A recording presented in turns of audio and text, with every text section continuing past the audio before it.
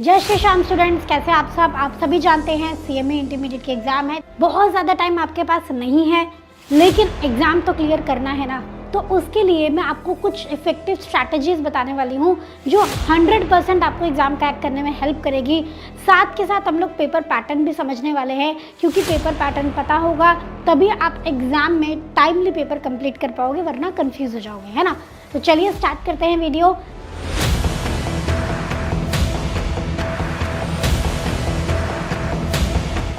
सबसे पहले हम बात करेंगे सब्जेक्ट्स के बारे में। तो आपके सीएमए इंटरमीडिएट में 2 ग्रुप होते हैं। ग्रुप 1 में आपके पास 4 सब्जेक्ट हैं और ग्रुप 2 में आप देखोगे तो आपके पास अगेन 4 सब्जेक्ट्स हैं। तो टोटल आपको 8 सब्जेक्ट्स पढ़ने होते हैं, डिवाइडेड इनटू 2 ग्रुप्स। ग्रुप 1 में आप देखेंगे पहला पेपर है आपका बिजनेस लॉ एंड एथिक्स, दूसरा है आपका फाइनेंशियल अकाउंटिंग, थर्ड है आपका direct and indirect taxation and fourth है आपका कॉस्ट अकाउंटिंग। जहां आपको एक ही सब्जेक्ट देखने को मिल रहा है तो पूरे 100 मार्क्स का आएगा, क्योंकि आपके चारों पेपर 100 मार्क्स के होने वाले हैं। लेकिन जहां आपको 2 सब्जेक्ट्स मिल रहे हैं, जैसे बिजनेस लॉ एंड एथिक्स, तो ये जानना आपके लिए बहुत ज़रूरी है कि बिजनेस लॉ होगा 85 मार्क्स का और एथिक्स होगा 15 मार्क्स का। ठीक है, वैसे ही फाइनेंशियल अकाउंटिंग तो पूरा 100 मार्क्स का आएगा। डायरेक्ट एंड इनडायरेक्ट टैक्सेशन, तो ये पता होना चाहिए कि डायरेक्ट टैक्सेशन में से 50 मार्क्स का आएगा और इनडायरेक्ट टैक्सेशन में से भी 50 मार्क्स का आएगा। कॉस्ट अकाउंटिंग तो एक ही है तो पूरा 100 मार्क्स का आएगा। ठीक है, तो 100 मार्क्स के आपके पूरे पेपर रहते हैं। ऑब्जेक्टिव और सब्जेक्टिव दोनों मिक्स होता है, क्या रेशियो रहता है वो भी मैं अभी बताऊंगी। उसके बाद आ जाते हैं हम ग्रुप नंबर 2 में। पहला पेपर है operations management, strategic management, OMSM बोलते हैं इसको, फिर है कॉर्पोरेट अकाउंटिंग एंड ऑडिटिंग, फिर है FMBD financial management and business data analytics FMBDA, और फिर मैनेजमेंट अकाउंटिंग। तो फर्स्ट जो आपका है operations management and strategic management, 2 paper दिख रहे हैं। तो 60 मार्क्स का आपका ऑपरेशंस मैनेजमेंट है एंड 40 मार्क्स का आपका स्ट्रेटेजिक मैनेजमेंट है। फिर हम आ जाते हैं कॉर्पोरेट अकाउंटिंग एंड ऑडिटिंग पे। तो कॉर्पोरेट अकाउंटिंग ऑडिटिंग दोनों ही 50-50 मार्क्स के आने वाले हैं। Financial management and business data analytics 80-20 का रेशियो रहता है। 80% financial management and 20% business data analytics आता है। और फिर आपका मैनेजमेंट अकाउंटिंग तो एक ही सब्जेक्ट है, तो ये पूरा 100 मार्क्स का आएगा। Right, pen and paper based है, ऑनलाइन नहीं है। ऑफलाइन एग्जाम होना है, पेन एंड पेपर बेस्ड आपका एग्जाम होने वाला है। राइट, अब एग्जाम का पेपर पैटर्न क्या होगा, बहुत ध्यान से इसको सुनना। ठीक है, 100 मार्क्स का आपका पेपर आने वाला है, ये मैंने आपको बता ही दिया।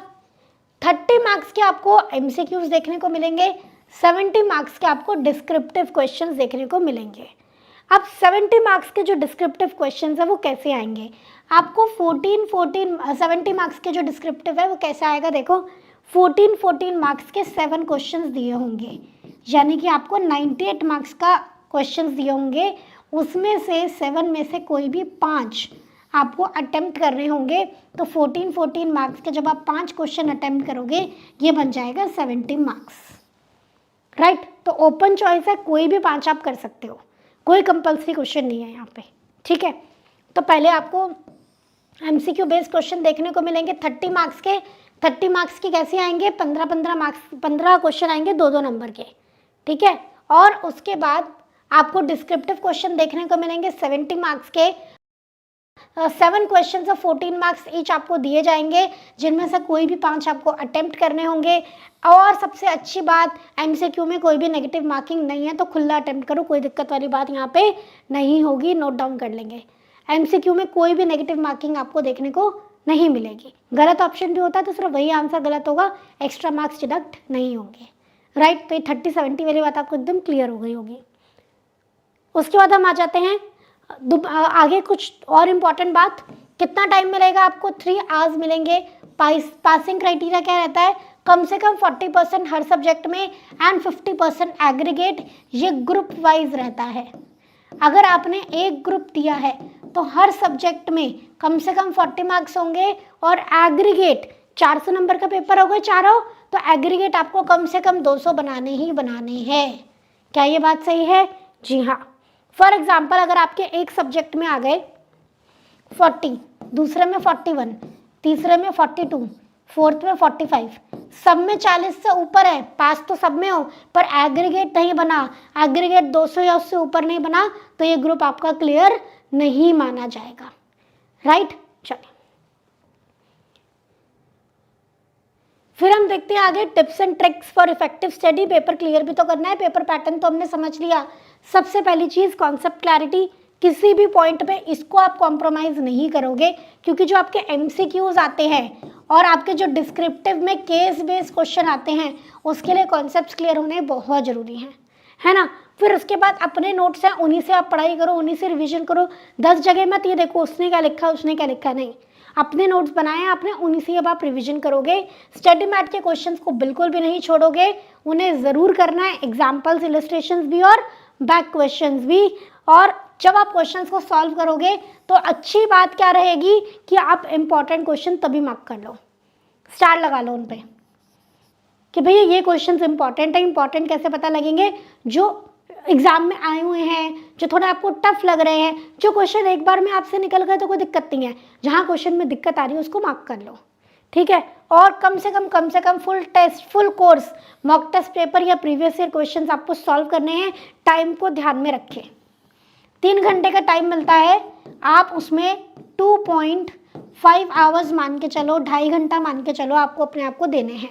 यहाँ 2.5 घंटे में कर रहे हो, वहाँ थोड़ा सा एनवायरनमेंट टेस्ट होता है तो वहाँ 3 घंटे आपको लग जाएंगे, ठीक है। ये सारी चीज़ ज़रूर ज़रूर ज़रूर करो, इनके बिना एग्ज़ाम क्लियर नहीं होने वाला है। कॉन्सेप्ट हल्का छोड़ दिया, एग्ज़ाम में क्वेश्चन नहीं कर पाओगे, कॉन्फिडेंस ही नहीं आएगा, ठीक है। चलिए, अब आपका जो एमसीक्यू आएगा, बच्चे उसको हल्के में लेते हैं, बट एक्चुअली ये जो 30 मार्क्स के एमसीक्यू हैं यही आपको पास कराते हैं। उसके लिए क्या करना है, ध्यान से सुनो। आपको उसके लिए बहुत ज़्यादा प्रैक्टिस करनी होगी, क्वेश्चन बैंक के क्वेश्चंस बहुत अच्छे से करने होंगे, सारे मॉड्यूल के क्वेश्चन बहुत अच्छे से करने होंगे, क्योंकि एमसीक्यूज जनरली मॉड्यूल और क्वेश्चन बैंक में से आते हैं, बाहर से नहीं आते हैं। और डीपली आपको कॉन्सेप्ट को समझना होगा, क्योंकि question as it is copy paste नहीं आ जाते हैं। सीएमए इंटरमीडिएट का मामला है, कॉन्सेप्ट वही है पर क्वेश्चन थोड़ा घुमा देंगे, तो कॉन्सेप्ट को अच्छे से समझना होगा और मल्टीपल मॉक टेस्ट पेपर देना होगा, प्रैक्टिकल एग्जाम देने होंगे। कीपिंग इन माइंड अपने एमसीक्यू को स्ट्रॉन्ग करना है मुझे। 30 मार्क्स तो यहीं से ही है बेटा, आपको तो मिनिमम 40 चाहिए, 30 मार्क्स तो यहीं से मिल रहे हैं।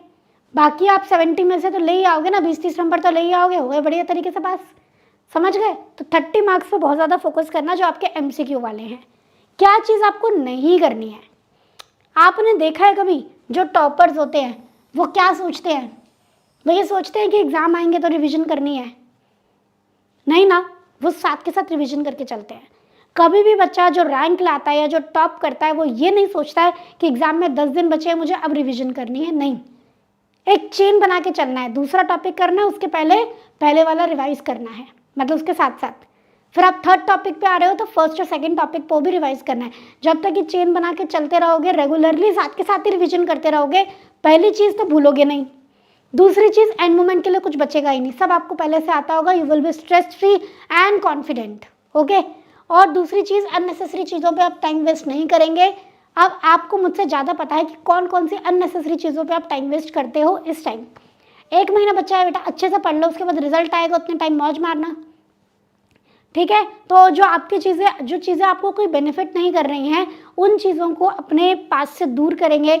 आपका फ़ोन हो गया, फ़ोन में आपके वो जो सारे ऐप्स, वो सारी सोशल मीडिया वाले प्लेटफॉर्म जो आपको किसी भी तरीके से पढ़ाई में हेल्प नहीं कर रहे हैं, उनको अपने आप से दूर रखेंगे, राइट। अब बच्चे कहेंगे मैम हम तो पढ़े यूट्यूब वीडियो से रहे हैं, तो यही तो गलती कर रहे हो आप। आपको क्या करना है, आपको एक ऐसा प्लेटफॉर्म से पढ़ाई करनी है जहाँ पे आप यूट्यूब से दूर हो जाओ। जैसा यूट्यूब खोलते हो फालतू की वीडियोस भी दिखती है उसमें, है ना, फिर आपका ध्यान भटक जाता है। जैसे हमारा OTT प्लेटफॉर्म है, CMA इंटरमीडिएट ग्रुप 1 OTT आप लो, उससे पढ़ाई करो, क्या दिक्कत है? उससे क्या होगा कि एक तो आपको तरीके से सारी वीडियोस एक ही जगह पे मिल जाएंगी, ढूंढनी भी नहीं पड़ेगी, टाइम वेस्ट भी नहीं करना पड़ेगा। डाउट क्लासेस मिलेंगी वो अलग, ठीक है, और मल्टीपल फैकल्टी के आपको उसमें लेक्चर्स मिलेंगे वो अलग। बहुत ही रीजनेबल कॉस्ट आपको ये CMA इंटरमीडिएट का OTT हमारे पास मिल जाएगा, लिंक आपके डिस्क्रिप्शन बॉक्स में दे देंगे। और अगर आपको कोई और इन्फॉर्मेशन चाहिए तो you can contact our helpline number 8888880402। यहाँ पे आपको गाइडेंस मिल जाएगी कि क्या है OTT और कैसे आपको वो OTT कोर्स लेना होता है, राइट। आप वो मंथ वाइज सब्सक्रिप्शन होता है, आप एक बार बात करेंगे हेल्पलाइन नंबर पे तो आपको सारी इन्फॉर्मेशन मिल जाएगी। तो बेसिकली इससे 2 फायदा होगा, एक तो तरीके से सारी वीडियोस एक जगह मिल गई, दूसरा आपको ना यूट्यूब वगैरह पे नहीं जाना पड़ेगा, तो टाइम वेस्ट नहीं होगा। इस टाइम बहुत, ये समय बहुत इंपॉर्टेंट है आपके लिए, आप इसे लूज़ नहीं कर सकते, है ना। तो ये 2 चीज़ें आपको नहीं करनी है। पहले तो रिवीजन लास्ट के लिए नहीं छोड़ना है, साथ के साथ रिवाइज करना है। दूसरा, फालतू की चीज़ों में अपना टाइम वेस्ट नहीं करना है। एक एक मिनट आप अपना कैसे बचा सकते हो वो अब आपको देखना है, राइट। चलिए, उसके बाद हम बात करते हैं कि हमें टाइम एलोकेशन कैसे करना है। आपको ये देखना है कि आप अगर एक ग्रुप दे रहे हो तो चारों सब्जेक्ट्स को डेली अब टाइम देना चालू कर दो। अगर आप दोनों ग्रुप दे रहे हो तो ऑलरेडी आपने रिवीजन स्टार्ट कर दी होगी, नहीं तो आप 4 सब्जेक्ट करके ऑल्टरनेट डेज पे भी पढ़ सकते हो, या 15 दिन 4 सब्जेक्ट रिवाइज करो, फिर 15 दिन 4 सब्जेक्ट रिवाइज करो, ऐसा भी कर सकते हो, ठीक है। तो आपको अपना टाइम एलोकेशन करना बहुत ज़रूरी है, क्योंकि आपके पास टाइम लिमिटेड है। सभी को एक डिफाइंड स्टडी पीरियड दो, एक फिक्स स्टडी पीरियड दो, वरना क्या होगा, माइंड में एजम कर रहे हो, टेंशन हो रही है आपको डायरेक्ट टैक्स इनडायरेक्ट टैक्स की, और हाथ चल रहे हैं आपके अकाउंट्स का आंसर सॉल्व करने में, कुछ नहीं हो पा रहा, ना अकाउंट्स के क्वेश्चन हो पा रहे हैं, ना आप OMSM पढ़ पा रहे हो, और ना ही आप डायरेक्ट टैक्स इनडायरेक्ट टैक्स पढ़ पा रहे हो। लेकिन अगर आपने सबको दिन एलोकेट करके रखे होंगे, इस दिन मैं ये करूँगा, इस दिन मैं ये करूँगा, तो टेंशन नहीं होगी, क्योंकि आपको पता है कि मेरे पास प्लान है, मैं इसके हिसाब से करूँगा, सब हो जाएगा ना। टेंशन लूँगा तो कुछ भी नहीं होगा। तो एक प्लान बनाओ, सारे सब्जेक्ट्स को प्रॉपर टाइम पीरियड दो और अकॉर्डिंगली आप प्रिपेयर करो। फ़ायदा क्या होगा, सारे टॉपिक्स भी कवर हो जाएंगे और आप पैनिक भी नहीं होगे। अब मेरे साथ क्या होता था, मुझे ऐसा लगता था कि अगर मैंने लिस्ट नहीं बनाई ना मुझे क्या क्या करना है, तो मैं पक्का कुछ छोड़ दूंगी, ये चैप्टर मुझसे छूट जाएगा, स्किप हो जाएगा, ऐसा मुझे लगता था। तो मैं एक लिस्ट ऑफ चैप्टर्स होते हैं, उसके आगे लिख लेती थी, इस दिन ये करूँगी, इस दिन ये करूँगी, इस दिन ये करूँगी। तो कोई चैप्टर मिस नहीं होता, कोई टॉपिक मिस नहीं होता, पैनिक भी नहीं होते, दोनों फ़ायदा होता है। तो ये दोनों चीज़ें आपको ध्यान रखनी है। सबसे important cheese, stay consistent, follow the daily target strategy. मैंने आपको बोला डेली का अपना काम फिक्स करो और डेली उतने काम को करो। आज मुझे ये सब्जेक्ट रिवाइज करना है तो ये सब्जेक्ट पूरा रिवाइज करना है, चाहे मैं रात को कितनी लेट हो जाऊँ सोने में, मुझे ये सब्जेक्ट रिवाइज करना है। जब आपके पास टारगेट होगा ना तो टाइम वेस्ट करने का ऑप्शन नहीं होता आपके पास, फिर आपको वो टारगेट करना ही पड़ता है ना। इससे कंसिस्टेंसी भी मेंटेन रहती है और आपका टाइम से पढ़ाई भी हो जाती है, क्योंकि आपने टारगेट वाला स्ट्रैटेजी अपनाई हुई होती है। उसके बाद आपको क्या करना है, रेगुलरली रिवाइज करना है, अपने नोट्स और शॉर्ट समरीज का यूज़ करोगे, फॉर्मूलेज की लिस्ट वगैरह बना के रखोगे। अभी भी नहीं बनाई है तो अभी भी आप फॉर्मूले की लिस्ट बना लो, फॉर्मेट्स की लिस्ट बना लो और उनसे डेली रिवाइज करो, क्योंकि ये तो बहुत इंपॉर्टेंट है। उसके बाद अगर कहीं भी आपको कोई दिक्कत लगती है तो आप गाइडेंस ज़रूर लें। आप 8888880402 पे कॉन्टैक्ट कर लेंगे, क्योंकि आपको ही कॉन्टैक्ट करना पड़ेगा, है ना, आपको ही फर्स्ट स्टेप लेना पड़ेगा। उसके बाद तो ग्रूमिंग एजुकेशन एकेडमी हमेशा आपके साथ है ही, ठीक है। Enrol in coaching for structure learning, अगर अभी तक नहीं किया है, मतलब आपने अभी तक तो तैयारी कर ही ली होगी ना, लेकिन अगर आपको लगता है कि नहीं मेरे कोई सब्जेक्ट में कमी है, ये पर्टिकुलर सब्जेक्ट मेरा अच्छे से नहीं हुआ है, तो you can go for OTT, ठीक है। उसके बाद आ जाता है प्रैक्टिस फ्रीक्वेंटली, मॉक टेस्ट देना है और MCQs पे ध्यान देना है, बिकॉज ये बहुत इंपॉर्टेंट है। 30 मार्क्स तो आपको यहीं से मिलने वाले हैं हर सब्जेक्ट में, राइट।